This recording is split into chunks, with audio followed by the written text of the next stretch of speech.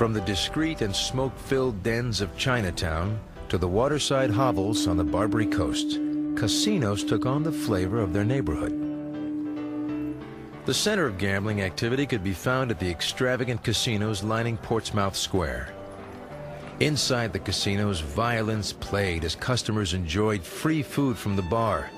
Chandeliers lit classic works of art as beautiful women urged gamblers to bet higher and more often.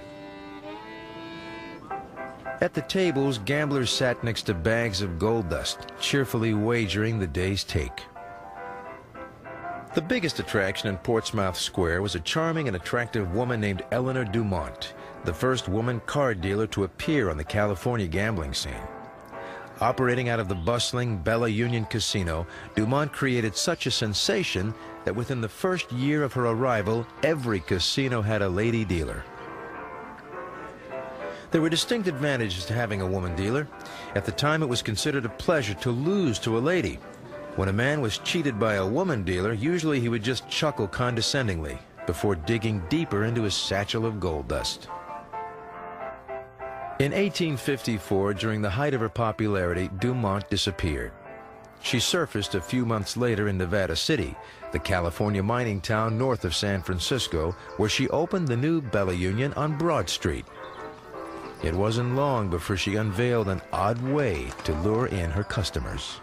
She opened up her own gambling hall, and she started growing a mustache, and then they started calling her Madam Mustache.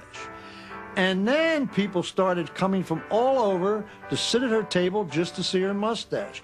And so that was great for publicity. And so she kept the mustache, she would not shave it off.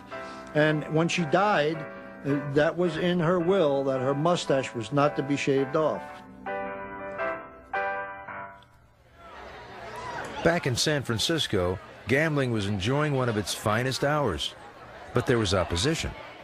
Technically, gambling was still illegal, and those opposed to gambling were becoming frustrated with compliant police forces that accepted bribes during the day and would throw them back on the gaming tables at night. One of the resentful was the editor of the San Francisco Daily Evening Bulletin, James King. San Francisco was growing as a worldwide destination. King was concerned with its image. Within the pages of his paper, he conducted a vicious campaign against gambling. He printed the names of the city's notorious gamblers, and by 1856 had divided the city on what to do about the so-called gambling epidemic.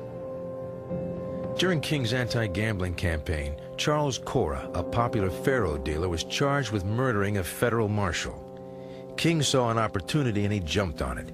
He must and will be hung, King proclaimed.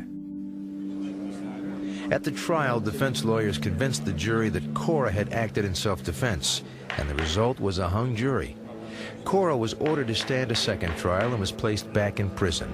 Still, King was incensed. "Gamblers, we warn you. Remember Vicksburg," he wrote in the bulletin, referring to the vigilante justice of 20 years past.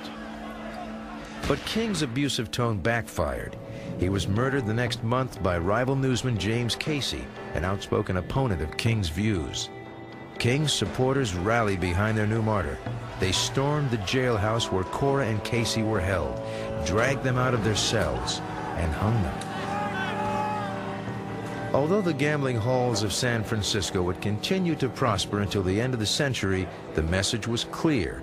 The moralists would do anything to avoid allowing the country to fall deeper into moral despair.